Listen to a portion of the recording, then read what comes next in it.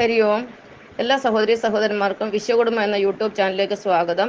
വിഷ്ണു യോഗയുടെ 16-ാമത്തെ പാഠമാണ് ഇന്ന് നമ്മൾ പഠിക്കാൻ പോകുന്നത്. വിഷ്ണു യോഗയിൽ കൂടി നമ്മൾ ഭക്തിയുടെ 8 പാഠങ്ങൾ പഠിച്ചു. കർമ്മത്തിന്റെ 8-ാമത്തെ പാഠവും അവസാനത്തെ പാഠവുമാണ് ഇന്ന് പഠിക്കുന്നത്. കർമ്മത്തിൽ നമ്മൾ സ്വകർമ്മത്തെക്കുറിച്ചാണ് പഠിച്ചുകൊണ്ടിരിക്കുന്നത്. സ്വകർമ്മത്തിന് രണ്ടായി തിരിച്ചാൽ പാപകർമ്മവും പുണ്യകർമ്മവും ഉണ്ട്. പുണ്യകർമ്മത്തെക്കുറിച്ച് 26 പോയിന്റ് നമ്മൾ ഓൾറെഡി പഠിച്ചു കഴിഞ്ഞു. ഇപ്പോൾ പാപകർമ്മത്തെക്കുറിച്ചാണ് പഠിക്കുന്നത്. പാപകർമ്മത്തിന്റെ 13 പോയിന്റ്സ് ഇന്നലെ നമ്മൾ കവർ ചെയ്തു. ഇന്ന് 14-ാമത്തെ പോയിന്റ് എന്താണെന്ന് നോക്കാം. 14-ാമത്തെ പോയിന്റ് ഇതാണ്: അസത്യം പറയും. എപ്പോഴും കള്ളം പറഞ്ഞുകൊണ്ടിരിക്കുക. അത് നെഗറ്റീവ് പോയിന്റ് ആണ്, നെഗറ്റീവ് എനർജിയാണ്. ചില വ്യക്തികളുണ്ട് എപ്പോഴും വാ തുറന്നാലേ കള്ളമേ പറയുകയുള്ളൂ. ഇത് നമുക്ക് നെഗറ്റീവ് എനർജി മാത്രമേ സംഭാവന ചെയ്യുകയുള്ളൂ. അതുപോലെ നമുക്കറിയാം, ഈശ്വരൻ എന്ന് പറഞ്ഞത് മാത്രമേ നിത്യസത്യമായിട്ടുള്ളൂ. ഈ പ്രകൃതിയും പ്രകൃതിയിലെ സകല ചരാചരങ്ങളും, ഈ പ്രപഞ്ചത്തിലെ സർവ്വചരാചരങ്ങളും ഇന്നല്ലെങ്കിൽ നാളെ നശിച്ചു പോകും. പക്ഷേ ഈശ്വരൻ മാത്രമേ ഇവിടെ ബാക്കി വരികയുള്ളൂ. അതായത് ഊർജ്ജത്തെ നമുക്ക് നിർമ്മിക്കാനും നശിപ്പിക്കാനും സാധ്യമല്ല. അതുകൊണ്ട് ഈശ്വരൻ മാത്രമാണ് സത്യം, നിത്യസത്യവും ശാശ്വതവും സനാതനവുമായത്. അതുകൊണ്ട് നമ്മൾ എപ്പോഴും കള്ളം പറയുന്നത് നമുക്ക് നെഗറ്റീവ് എനർജി മാത്രമേ തരികയുള്ളൂ. അടുത്ത 15-ാമത്തെ, ജോലി എടുക്കാതെ കൂലി വാങ്ങുന്ന സ്വഭാവം. ഇന്നത്തെ കാലത്ത് നോക്കുകൂലി എന്നൊരു സമ്പ്രദായമുണ്ട്.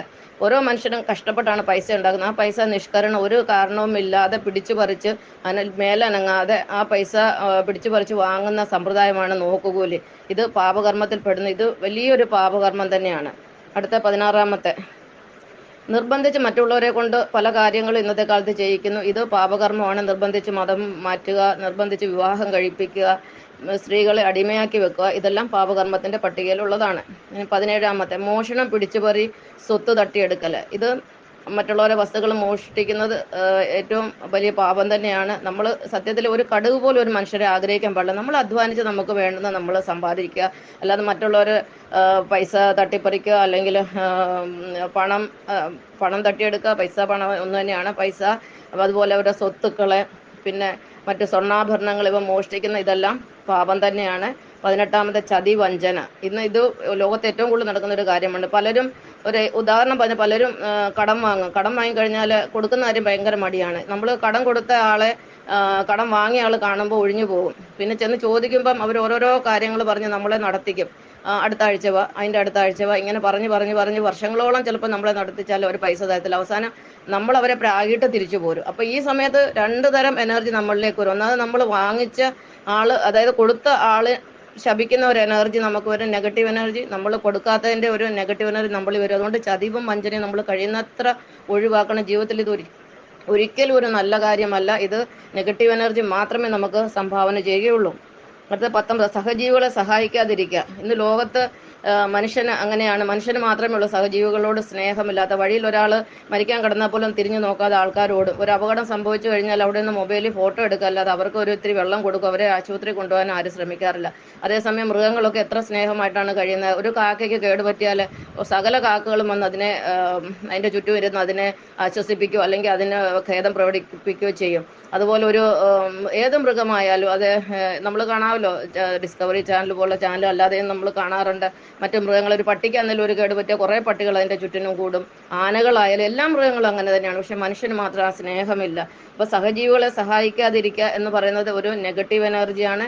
അത് നമുക്ക് നെഗറ്റീവ് പോയിന്റ്സ് മാത്രമേ തരികയുള്ളൂ. 20, നിരപരാധികളെ കള്ളക്കേസ്, ഗുണ്ടായിസം ഉപയോഗിച്ച് പീഡിപ്പിക്കുക. ഇത് ഒരിക്കലും നല്ലതല്ല. മറ്റുള്ളവരെ പീഡിപ്പിക്കുക എന്ന് പറയുന്നത് തന്നെ ഏറ്റവും വലിയ പാപമാണ്. പരോപകാരമേ പുണ്യം, പാപമേ പരപീഡനം എന്നാണ് പറയുന്നത്. 21, മാതാപിതാക്കളെ കൈയൊഴിയുക, അതായത് സംരക്ഷിക്കാതിരിക്കുക.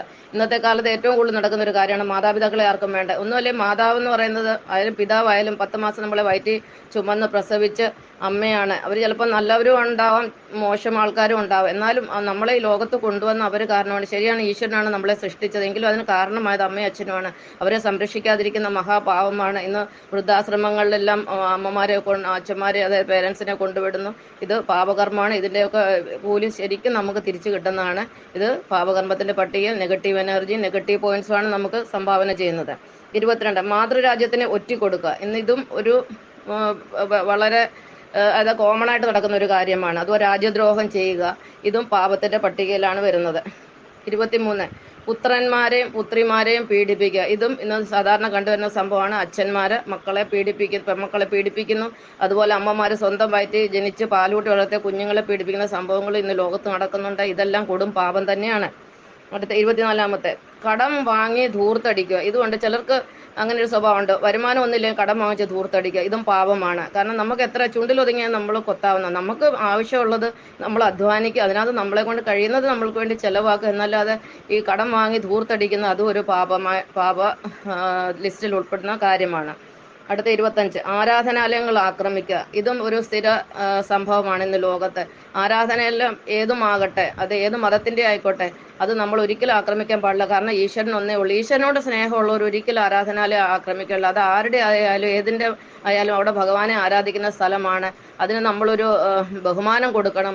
നമ്മൾ വന്നിച്ചില്ലെങ്കിൽ നിന്ദിക്കാൻ പാടില്ല. ആരാധനാലയം ആക്രമിക്കുന്നതിന് കൊടും ശിക്ഷ തന്നെയാണ്. അതിന് യാതൊരു സംശയമില്ല. ഇതിപ്പോൾ ഇനി അടുത്ത സമയത്ത് നമുക്കിതെല്ലാം കാണാം, ഈ ചെയ്യുന്നവരുടെയൊക്കെ എന്തൊക്കെ കൂലിയാണ് ഭഗവാൻ കൊടുക്കാൻ പോകുന്നതെന്ന്.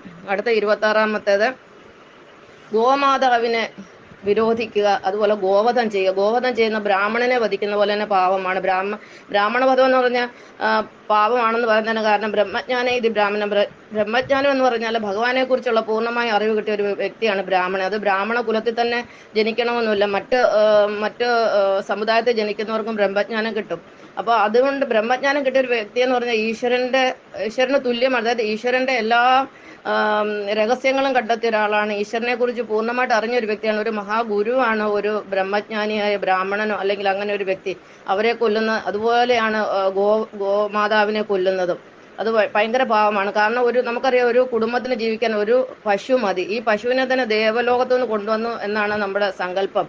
സനാതനധർമ്മം പഠിപ്പിക്കുന്ന അങ്ങനെയാണ്. ഈ ദേവലോകത്തു നിന്ന് കൊണ്ടുവന്നാണ്, മനുഷ്യനെ നന്മയ്ക്ക് വേണ്ടി കൊണ്ടുവന്നാണ്. നമുക്കറിയാം, ഒരു പശു വീട്ടിലുണ്ടെങ്കിൽ ആ വീട്ടിലേക്ക് പാല് കിട്ടും. കൂടാതെ ആ പാല് വിട്ടിട്ട് നമുക്ക് കാശ് കിട്ടും. അതിന്റെ ചാണകം വിട്ടാൽ കാശ് കിട്ടും. അതിന്റെ മൂത്രം പോലും കൊടുത്താൽ കാശ് കിട്ടും. ആ വീട്ടിലെ ചെലവുകളെല്ലാം നടക്കും. അതുപോലെ തന്നെ വീട്ടിലെ കൃഷിക്കുള്ള ആവശ്യത്തിനുള്ള ചാണകം കിട്ടും. അങ്ങനെ എത്ര പറഞ്ഞാലും തീരാത്ത പോലെയുള്ള ഉപയോഗങ്ങളാണ്. നമുക്കറിയാം, പാലിന്റെ മിൽക്ക് പ്രോഡക്ട്സ് എന്തൊക്കെയാണെന്ന്.